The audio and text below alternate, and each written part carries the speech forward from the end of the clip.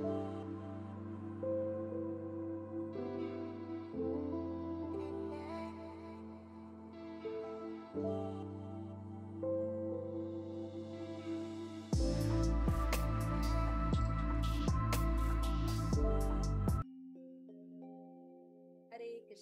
Krishna, welcome you all in the class. तो आज की क्लास में आप सभी का बहुत बहुत स्वागत है।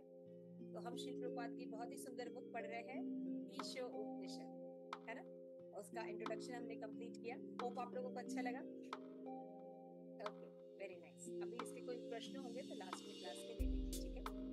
तो मैं थोड़ा सा चाह रही थी कि इंट्रोडक्शन में बहुत से लोगों की डिमांड थी आप लोगों की क्लास में कि ये जो हमने परम सत्य की अनुभूति सीखी है इसको और डिस्क्राइब किया जाए। ओके, ठीक है। तो हम इसको और डिटेल में देखेंगे। थोड़ा सा मेडिसिन बता देते हैं। तो अगर गुरुकेश्वरी आपके पास वो है तो उसको शेयर कर सकते हैं स्क्रीन पे, तो हम उसमें और एडिशन बता देंगे। तो जैसा कि हम देखते हैं तो हेड ऑफ वेदास जो है वो उपनिषद है ना। और जो फाइनल किसी भी परम सत्य के बारे में जो वैदिक ज्ञान का कंक्लूजन किसमें दिया जाता है, वेदास के थ्रू दिया जाता है ना। तो कंक्लूजन देने के कारण वेदास को वेदांत भी कहते हैं, है ना। तो they give final conclusion of the Vedas. सभी जो सार होता है वैदिक ज्ञान वो देने वाले कौन होते हैं, वेद होते हैं, इसलिए उनको वेदांत भी कहते हैं, ठीक है। In the word of the follower of Vedanta, they are called श्रुति प्रस्थान, है ना। जो वेदांत को फॉलो करते हैं उनको क्या बोलते हैं, श्रुति प्रस्थान। समझ में आ गया? तीन होंगे प्रस्थान। उसमें श्रुति प्रस्थान किसको कहते हैं, जो इन वेदों को फॉलो करते हैं, उनको कहते हैं श्रुति प्रस्थान। इसको टेक्निकली बोलते हैं श्रुति यानी text without author and internal. श्रुतियां जो होती हैं जिसमें ये नहीं बताया जाता कि कहाँ से लिया गया, ऑथर कौन है, और इंटरनल शाश्वतता का पता है। फिर Vedas in the order to harmonize the statement of Upanishad wrote the Vedanta सूत्र।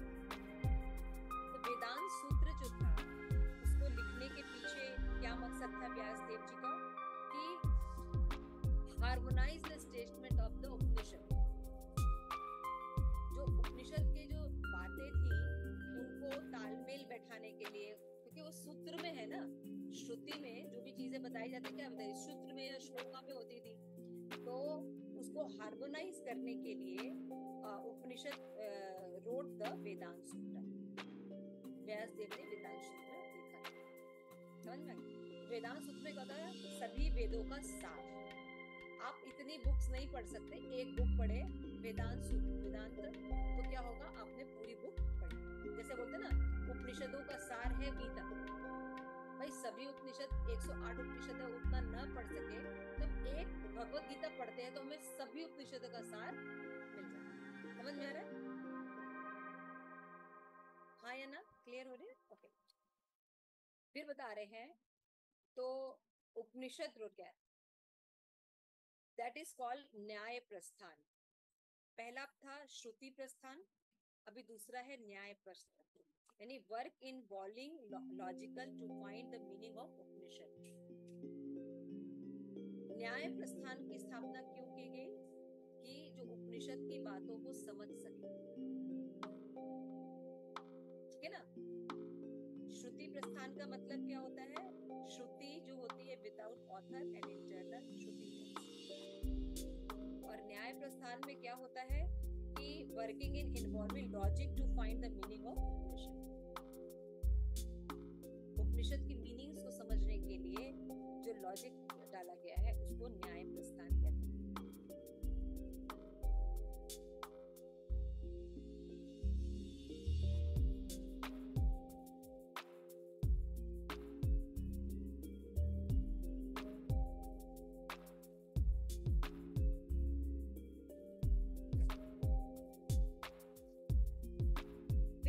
पे बताया गया है कि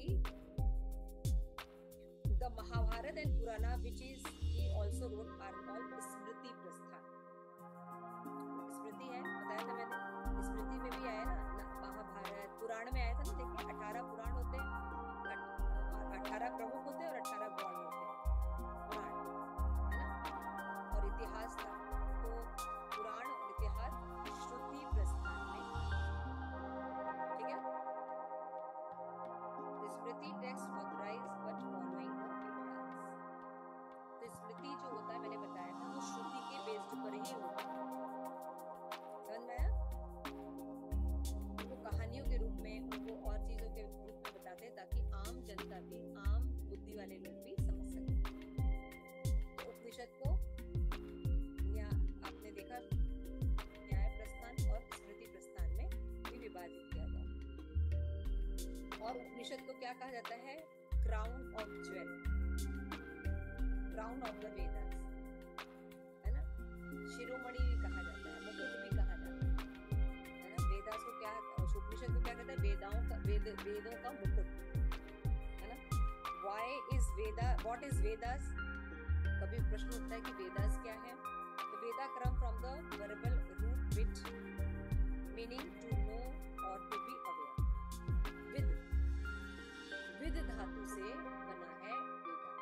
विद माने होता है जान। तो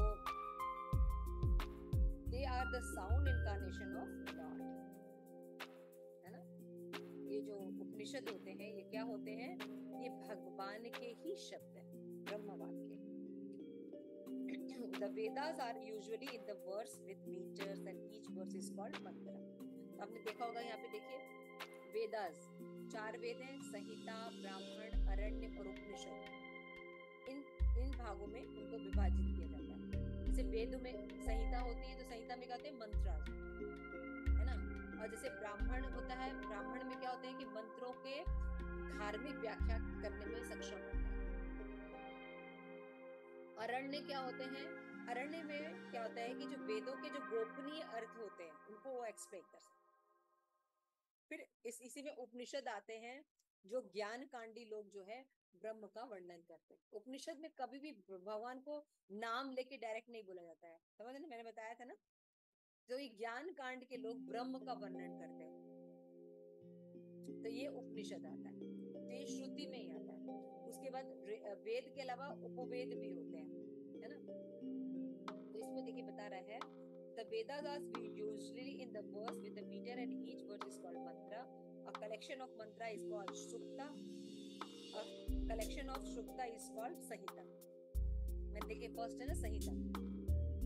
तो संहिता का मतलब क्या होता है? जो सुक्ति जो होती हैं, इनके कलेक्शन बोलते हैं। The ब्राह्मणा, देखिए नेक्स्ट है ब्राह्मण। The brahmana, another part of Veda, ideal with mantra for sacrifice and rules for sacrifice. मंत्रों का सही अर्थ जानते हैं, यज्ञ के बारे में जानते हैं, आहुतियों के बारे में जानते हैं, रूल्स रेगुलेशंस जानते हैं, ठीक है। They are usually written in prose. ये हमेशा किस में लिखे हुए हैं? ब्राह्मण में प्रोज में लिखे रहते हैं, 4-4, 5-5 लाइन, है ना।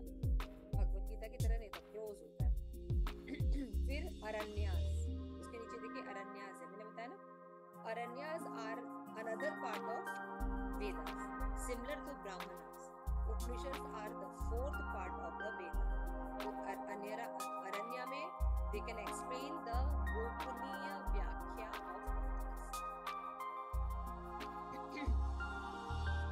of Upanishad.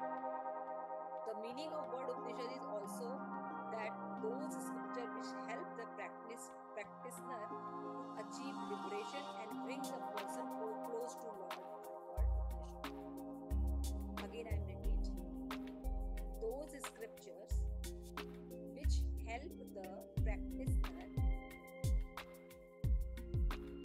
to achieve liberation and bring the person close to the Lord are called Upanishad. जो साहित्य जिसकी सहायता से जीव जो है लिबरेशन को प्राप्त कर सकता है और भगवान के मुक्ति को प्राप्त कर सकता है और भगवान के ज्यादा नजदीक आ जाता है। उसको उपनिषद यानी उपनिषद पढ़ने से आप भगवान के नजदीक चले जाएंगे। उसमें ऐसा ज्ञान दिया जाएगा कि आप भगवान को बहुत अपने निकट महसूस करेंगे। ठीक है, समझ में आ रहा है पद्मा माता जी? क्लियर हो रहा है? हाँ माँ। ठीक है, तो that knowledge whose loosen bondage will certainly destroy the ignorance concerning the Jiva Sarup and bring one close to the Lord is called Upnishad.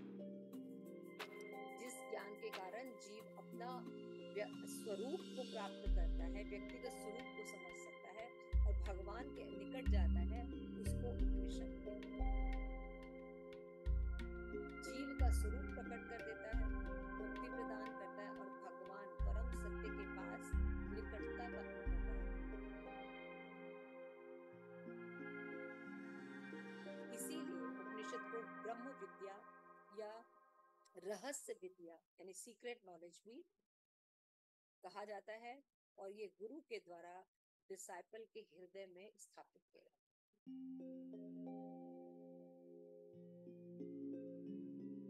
तो जो रामानुजाचार्य थे, इन्होंने कोई कमेंट्री नहीं लिखी, लेकिन श्वेतास उपनिषद में 11 उपनिषद के बारे में वर्णन किया गया। जो शंकराचार्य थे did not write any commentary on Shweta Upanishad since he contained many mantras describe the supreme Lord and energy. But this argument is defeated by the fact that Shankara wrote the Shweta Upanishad many times in this commentary on Vedanta Sutra. यानी वेदांत सूत्र पर शंकराचार्य ने भी commentary नहीं लिखी है, रामानुजाचार्य ने कोई कमेंट्री नहीं लिखी है ना? बट उनके जो फॉलोवर थे wrote commentary on them except Ishopanishad. आप समझ सकते हैं कि अगर ये ग्रंथ हैं तो इन पर कोई कमेंट्री या टीका नहीं। उपनिषद की प्रॉब्लम क्या है समझ रहे हैं? उसको उतना ही समझा जा सकता है जितना बताया गया। क्यों? क्योंकि इस पर और व्याख्याएं नहीं है। लेकिन अगर आप देखिए तो भागवतम में बहुत सी व्याख्याएं मिलेंगी आपको, है ना, चारों संप्रदाय की। तो उसमें क्या होता है, हमें अपने नॉलेज को एक्सपैंड करने का मौका मिलता है। लेकिन ईशोपनिषद में भी कोई व्याख्या अभी नहीं है। तो Shri Madhvacharya wrote commentary on 11th Upanishad.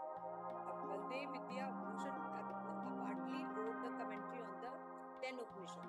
But unfortunately, except for the Ishopanishad commentary, none can be at present.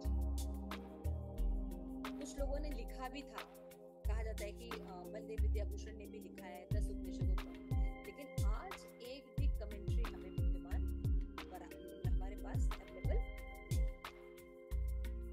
है ना, डिस्ट्रॉय हो चुका। तो Ishopanishad take its name from the first word of the first verse.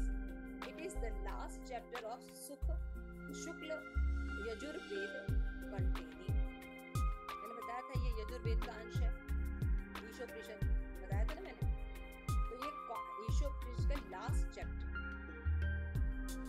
Shukla Yajurveda containing 40 chapters because it is contained within the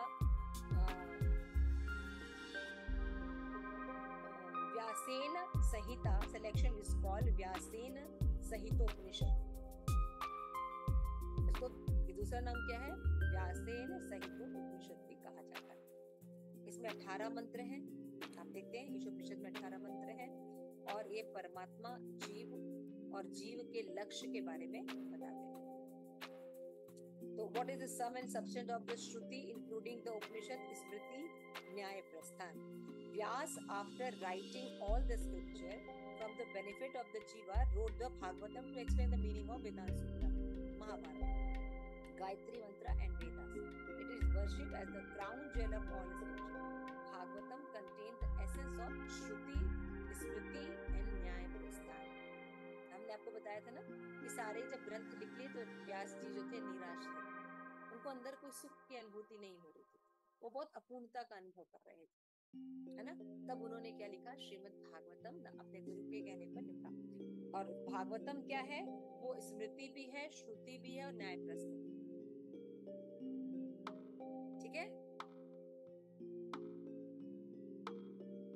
Bhagavatam में कहीं कहीं भगवान ने डायरेक्ट भी बोला है ना, तो क्या हो गया, वो श्रुति हो गई। और उसी पर बेस्ड, उन्हीं सिद्धांतों पर बेस्ड जीवन की घटनाएं हैं, तो वो स्मृति हो गई। समझ में आ गया ना?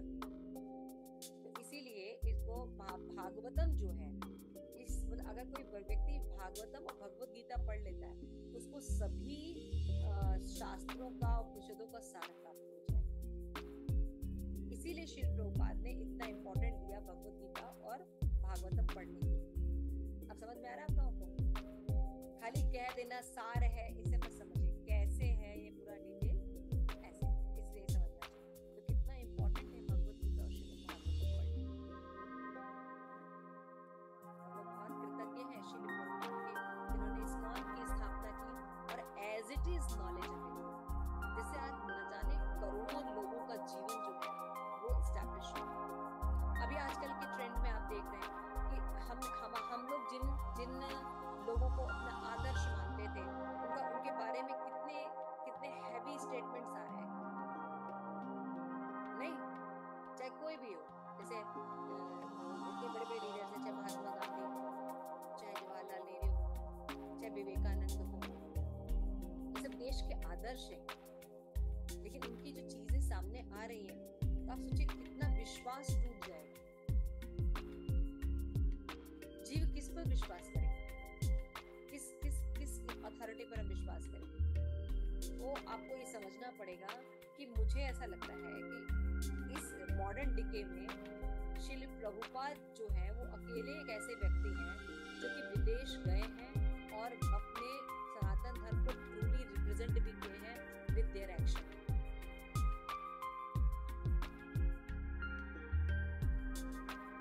कभी भी किसी भारतीयों को एक आदर्श रूप में किसी ने नहीं देखा है विश्व में, वो प्रभुपाद।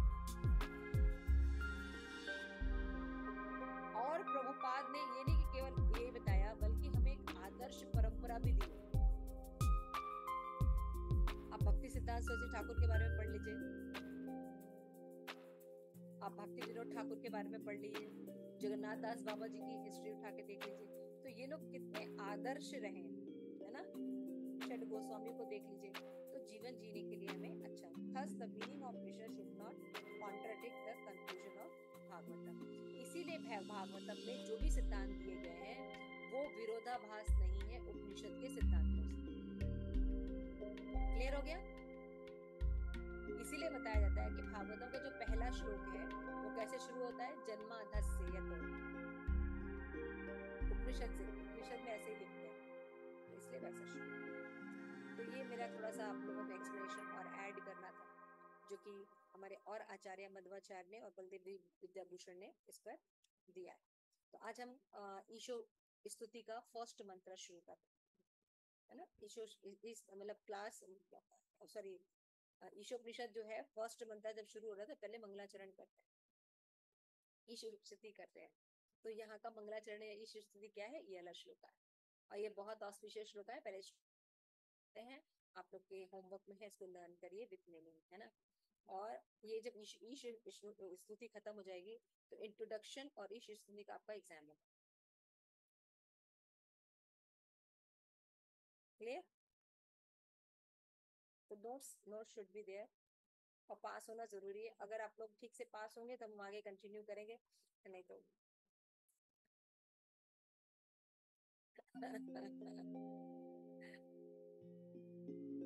पद्मा जी थोड़ा सीरियस हो गए सुन के। नहीं माता जी, है मेरे पास। तो अभी पढ़े, नमो विष्णुपादाय कृष्णप्रेष्ठाय भूतले श्रीमते पद्मा स्वामीनारायण के नामने, नमो विष्णुपादाय कृष्णप्रेष्ठाय भूतले भक्ति वेदांत स्वामी के नामने, नमस्ते सारस्वती देवी गौरवाणी प्रचारिणे निर्विशेष शून्यवादी नमस्कार। प्रेम से कहो जय श्री कृष्ण चैतन्य प्रभु नित्यानंद श्री प्रेम सरस्वती गौर भक्तवृंद। हरे कृष्ण कृष्ण कृष्ण हरे हरे राम राम राम हरे। तो यहाँ पे शुरू करने से पहले हम आप लोग बता दे रहे हैं कि जो भी चीज मैंने पीछे पढ़ाई आपको इंट्रोडक्शन में, ज्यादा परेशान होने की जरूरत नहीं। वो टेक्निकल है, कुछ चीजें उसको समझना, और सिंपल समझने के लिए क्या समझना है कि जो वैदिक साहित्य है उसको हम दो भागों में बांटते हैं, श्रुति और स्मृति। है ना, और प्रस्थान त्रय। तो श्रुति और स्मृति के अंतर हमने आप लोगों को समझा दिया कि श्रुति कहते हैं डायरेक्ट आते हैं, उसमें कोई चेंजेस नहीं होते हैं, और उसके ये सब उपनिषद वगैरह जो है अंश है।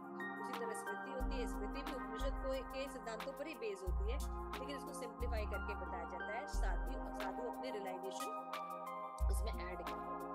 तो लेकिन उसको लोग जो होते हैं वो ऑथेंटिसिटी उसको नहीं देते हैं, लेकिन वो पूरी तरह ऑथराइज्ड। क्लियर हो गया? मेरे पास एक और पीडीएफ है, मैं उसको आप लोगों को शेयर कर दे रही हूँ, और वो भी आप इसमें ऐड कर सकते हैं, इंग्लिश में है, पढ़ने के लिए बहुत अच्छा है। मैं भी योगेश्वरी को कर रही हूँ, वो स्क्रीन पर दिखा सकती हूँ। तो ये सब जानना बहुत जरूरी है। जैसे आपको बुक पढ़ रहे हैं, आपको पता होना चाहिए कि वो स्मृति है कि श्रुति है, समझ रहे हैं? तो ये सबसे पता चलता है कि आपका नॉलेज कितना है। अभी इतना तो क्लियर हो गया मेरे ख्याल से आप लोगों को। कंफ्यूजन तो रहता ही है जब पढ़ेंगे तो कंफ्यूजन तो आएगा,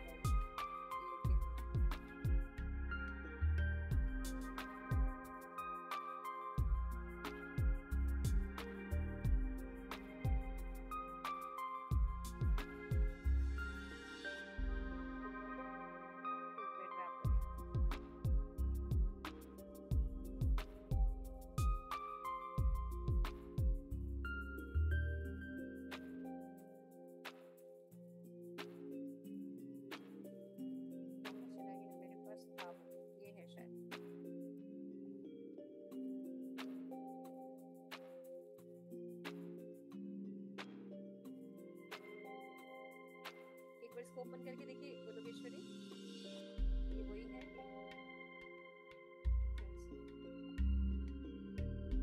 हाँ, ये इसको थोड़ा आप स्क्रीन शेयर कर सकते हैं, इसको आप लोग एक बार देख लेंगे।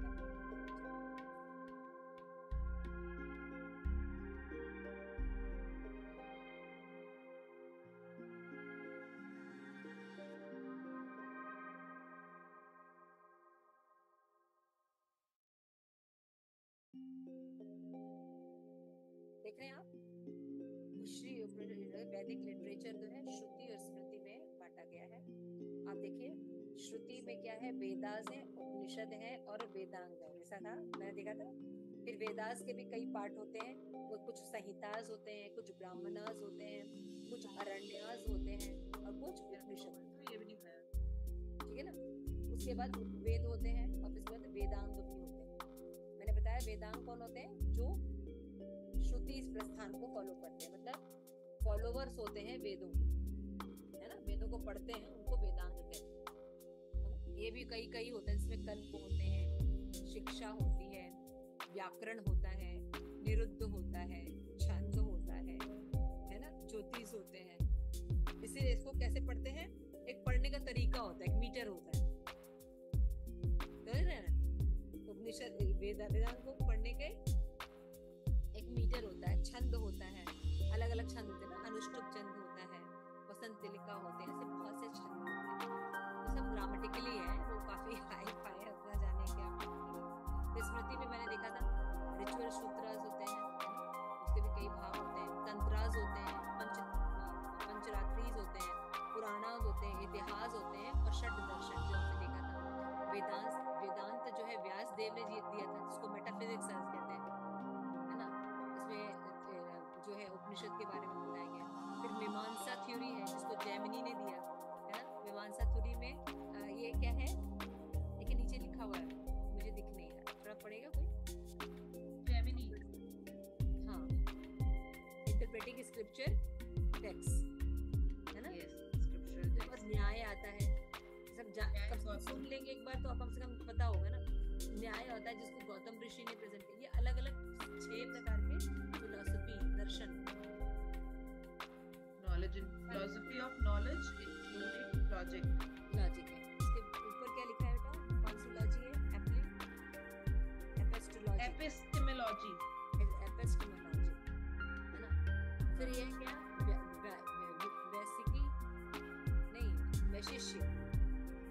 वैशिष्य ऋषि, कर्णाद ऋषि हैं, इन्होंने वैशिष्य शिष्य दिया, ये भी मेटाफिजिक्स है। इसमें फिलोसफी ऑफ एग्जिस्टेंस के बारे में, अस्तित्व के बारे में फिलोसफी। फिर योगा में पतंजलि है ना, और सांख्य में कपिल मुनि है। ठीक है ना, समझ में आ गया? तो ये 6 तरह की फिलोसफी जो है ये एक्सप्लेन करती है वैदिक लिटरेचर ज्यादातर, है ना? क्लियर हो गया?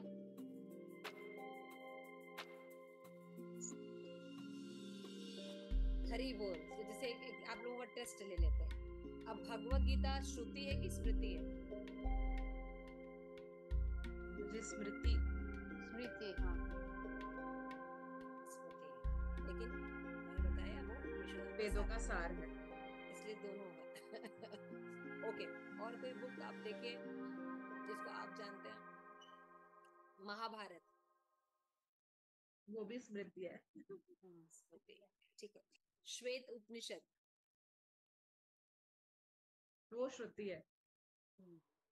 अब गोलोकेश्वरी नहीं बोलेंगे, बाकी लोग वो बोले, देखे समझ में आया कि नहीं? बाकी खाली गोलोकेश्वरी को समझ में, ठीक है? अब बताओ, छांदोग्य उपनिषद, पद्मावत, श्रुति। श्रुति, ओके। और कौन सा उपनिषद है? एक और कमेंट्री, एक और बुक ले लेते हैं जो आप भी फैमिलियर हैं जिनसे, है ना? मुंडक उपनिषद, यस प्रिया? वो भी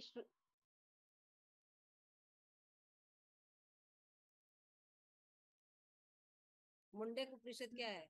श्रुति। श्रुति हमारे श्रुति। ये क्लियर बेटा? इतना समझ में आ गया सबको? यानी कोई भी बुक है तो आपको पता होना चाहिए। और श्रीमद् भागवतम, स्मृति। श्रुति, स्मृति और न्याय प्रस्थ। यस, ये तीनों है, श्रुति, स्मृति और न्याय प्रस्थ। मैंने बोला था क्योंकि सभी का सार है। ठीक है, समझ में आ गया? वैसे है, ये भी सही है कि वो स्मृति में आता है, क्योंकि वो क्या है? इतिहास, पुराण, सॉरी पुराण है ना? महाभारत पुराण। क्लियर हो गया? अभी आप लोगों को समझ में आ रही है ना?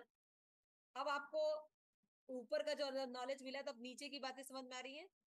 कभी कभी कुछ बुक बोलते हैं, कभी कुछ बोलते हैं, तो अभी समझ में आ रहा है कि वैदिक साहित्य के ये 2 पार्ट है ना? ठीक है ना? ओके, चलिए। तो इवोकेशन यानी इस स्थिति हम पढ़ते हैं। ओम पूर्ण अदा पूर्णमिदम, बोली। ओम पूर्णमदा पूर्णमिदं पूर्णात् पूर्णमुदच्यते पूर्णात् पूर्णमुदच्यते पूर्णस्य पूर्णमादाय पूर्णस्य पूर्णमादाय पूर्णमेवावशिष्यते। पूर्णमेवावशिष्यते। ओम पूर्णमदः पूर्णमिदम् ओम पूर्णमदं पूर्णमिदं पूर्णात् पूर्णमुदच्यते पूर्णात् पूर्णमुदच्यते पूर्णस्य पूर्णमादाय पूर्णस्य पूर्णमादाय पूर्णमेवावशिष्यते। पूर्णमेवावशिष्यते। ओम यानी पूर्ण, पूर्णम सभी प्रकार से पूर्ण, अध यानी वे, पूर्णम यानी पूर्ण, इदम यानी यह जगत, पूर्णात् यानी पूर्ण से, पूर्णम यानी इकाई, उच्चते उत्पन्न होते हैं, पूर्णस यानी पूर्ण का, पूर्णम यानी पूर्णतः सब, आदाय यानी लेने पर, पुण्यम यानी पूर्ण शेष, एक ही, या अविशिष्यते यानी बचाए। अनुवाद शिल प्रपात के द्वारा। शिल प्रपात की जय। भगवान परिपूर्ण है, चूंकि वे पूरी तरह से पूर्ण है, अतः उन्हें होने वाले सारे उद्धव जैसे कि यह दृश्य जगत पूर्ण इकाई के रूप में परिपूर्ण है। पूर्ण से जो कुछ उत्पन्न होता है वो भी अपने आप में पूर्ण होता है। चूंकि वह संपूर्ण है, अतः उनसे यद्यपि न जाने कितनी पूर्ण इकाइयां उत्पन्न होती तो भी वो पूर्ण बने रहे। तो यहाँ पे बताया जा रहा है कि भगवान क्या है? परिपूर्ण, कंप्लीट, है ना? भगवान परिपूर्ण है, और भगवान पूर्ण है तो उनसे जितनी भी निकलती है इकाइयां वो भी पूर्ण रहती है। तो ये जगत हो, ओम पूर्ण अदा या पूर्ण इदम, भगवान का आध्यात्मिक जगत हो या भौतिक जगत हो, दोनों पूर्ण है। जब मैंने जैसे ये पढ़ा, मेरे मन में डाउट आया, अगर सब पूर्ण है तो मुझे तो पूर्णता का एहसास नहीं होता, हमको तो दिन भर कंप्लेन रहती है, ये प्रॉब्लम है तो ये नहीं है, तो ये नहीं है, ये नहीं है। तो मेरा चेहरा देख के जब पढ़ रहे थे तो मेरा कंफ्यूजन चेहरा तो था ही।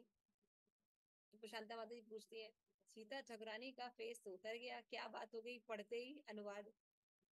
तो मैंने बोला कि माता जी मुझे ये थोड़ा सा डाउट हो रहा था कि आप बोल रहे हैं भगवान पूर्ण है और ये शास्त्र झूठे नहीं होते हैं, लेकिन मेरा अनुभव तो है कि मैं हमेशा अपूर्णता का अनुभव करती हूँ। तो उन्होंने कहा this is very good question, और ये हम जब पढ़ेंगे तो इसको हम देखेंगे कि यहाँ पे तो सिद्धांत क्या कह रहे हैं, भगवान पूर्ण है, भगवान से निकलने वाली सारी इकाइयां भी पूर्ण है, हालांकि भगवान से सारी चीजें निकलती फिर भी वो पूर्ण बने रहते हैं।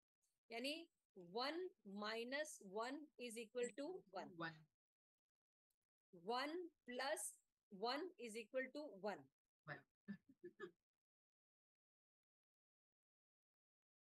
समझ रहे हैं? ये वैदिक है।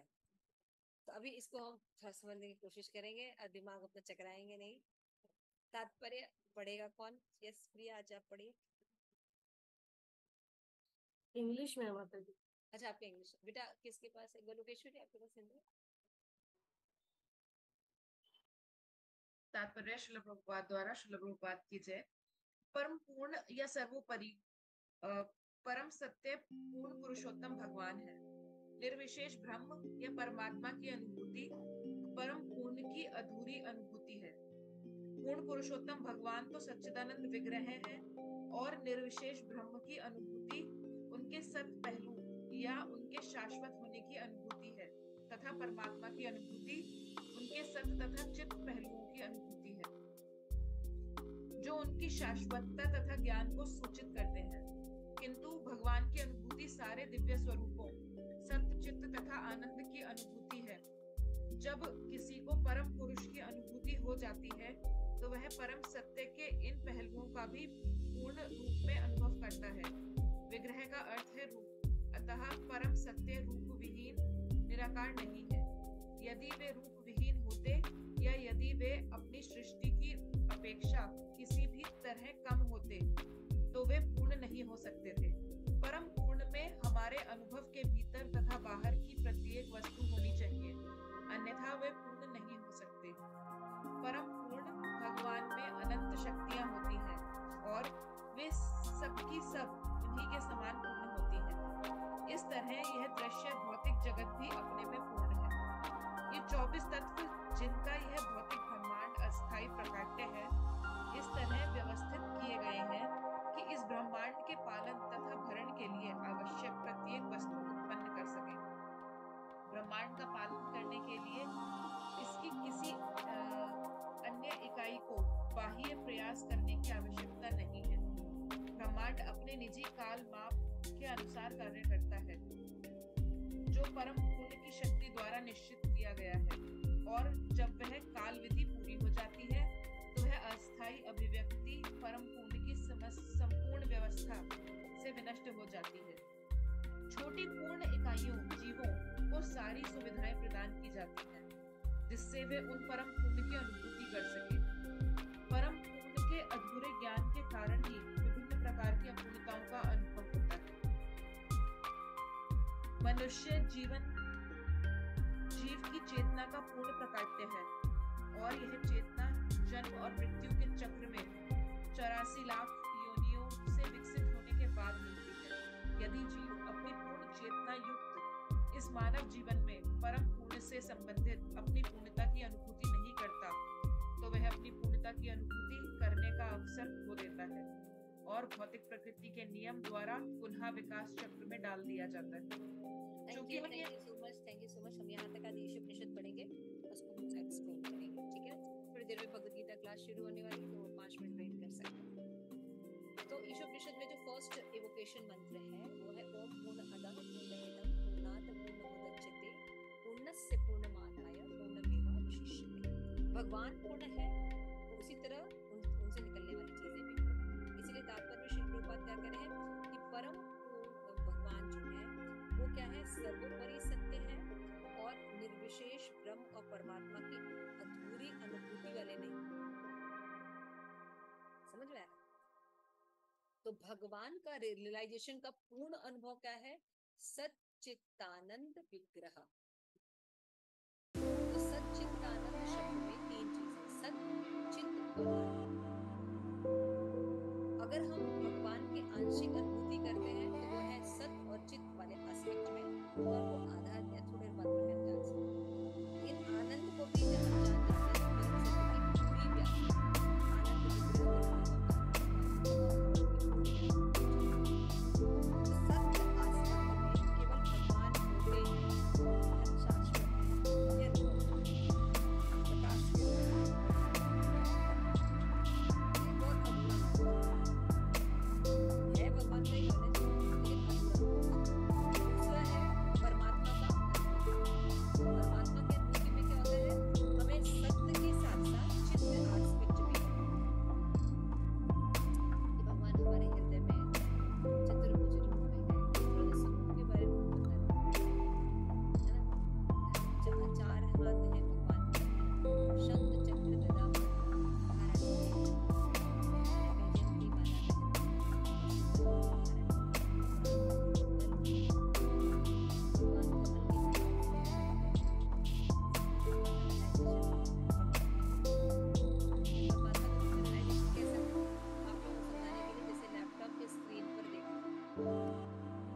देख सब रहे हैं, लेकिन पर्सनल कुछ कर सकते हैं?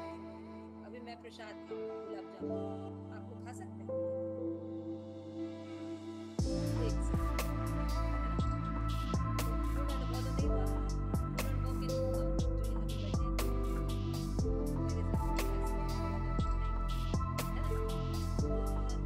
स्वाद लेकिन टेक्स्ट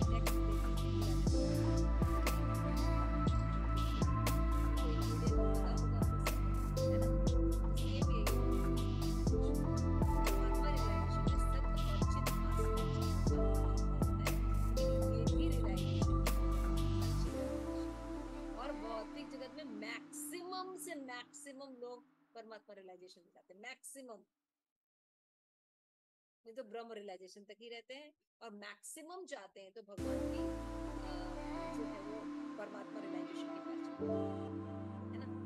किंतु भगवान के जो आनंद विग्रह स्वरूप भगवान है, उनके साथ हमारा रिलेशन है ना, वो मेरे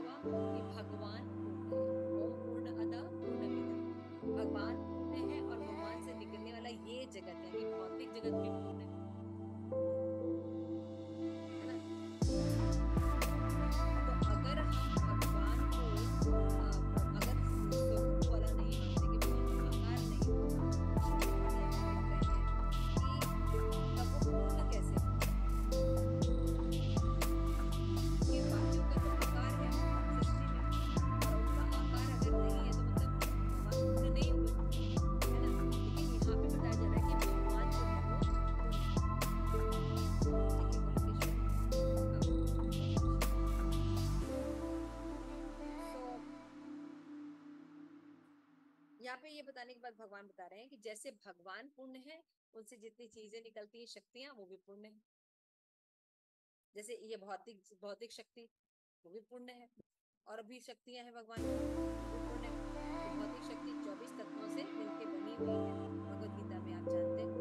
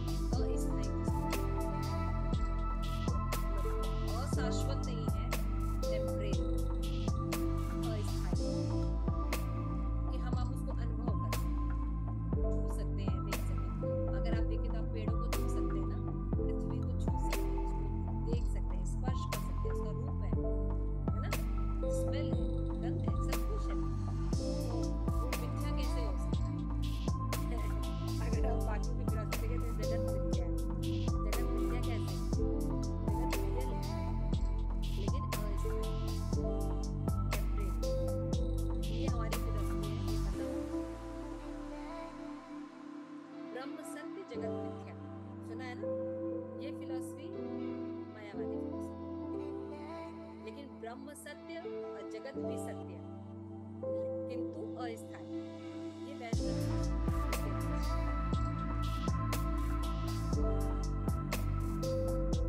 यहाँ पे श्री प्रभुपाद कह रहे हैं कि मतलब भगवान से निकलने वाली सारी चीजें नहीं है, लेकिन हम दिन भर पूर्णता का जीवन को जीते हैं। वो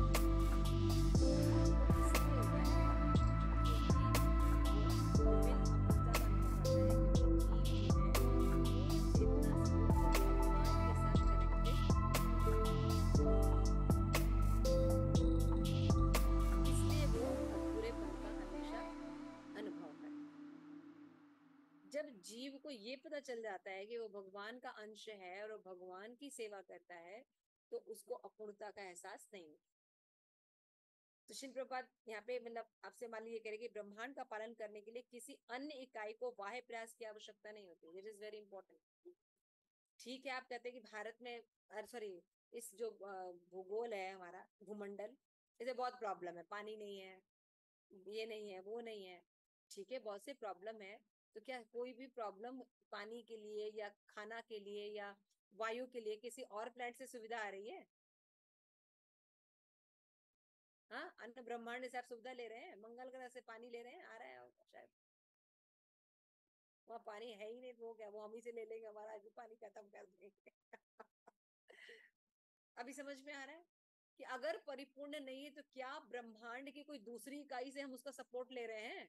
नहीं, हम सब सरवाइव कर रहे हैं और इसी ब्रह्मांड में है, लेकिन फिर भी जीव अपूर्णता का अनुभव करता है। उसका रीजन क्या है? नेक्स्ट पैराग्राफ में है, छोटी पूर्ण इकाई को सारी सुविधा प्रदान की जाती है जिससे वो परम पूर्ण की अनुभूति कर सके, लेकिन परम पूर्ण के अधूरे ज्ञान के कारण ही विभिन्न प्रकार की अपूर्णता का अनुभव होता है। भगवान के बारे में पूरी रियलाइजेशन नहीं है, या तो भगवान हाँ एक अथॉरिटी है, क्या है, एक लाइट है भगवान, तो क्या रिलेशन आप डेवलप करें, लाइट से क्या रिलेशन डेवलप करेंगे, है ना? तो जब भगवान के बारे में पूरा नॉलेज नहीं है, अपने लक्ष्य के बारे में हमें पता नहीं है, तो हम अपूर्णता का अनुभव करेंगे। तो श्रील प्रभुपाद लिखते हैं, यदि जीव अपनी पूर्ण चेतना युक्त इस मानव जीवन में परम पूर्ण से संबंधित अपनी पूर्णता अनुभूति नहीं करता, तो अपनी पूर्णता की अनुभूति का अवसर खो देता है। मनुष्य जीवन में ही भगवान के बारे में जान सकते हैं, किसी योनि में जान सकते हैं, बाकी किसी भी योनि में हम इसको नहीं जान सकते, है ना? तो अगर हम इस योनि में भगवान के बारे में आत्म साक्षात्कार नहीं करते, जिसके लिए मनुष्य शरीर मिला है, तो क्या होगा, हम ये अवसर खो देंगे। अन्य योनि में कुछ भी नहीं। तो भौतिक प्रतीक के नियम पुनः वापी चरणम पुनः चरखे में चलते रहेंगे फिर से। इसलिए मनुष्य जीवन का उपयोग कर लीजिए, इसलिए आप के लिए क्लास रखी गई है, आप लोग उसको पढ़िए और मनुष्य जीवन का सदुपयोग कर लीजिए। ठीक है? Any question?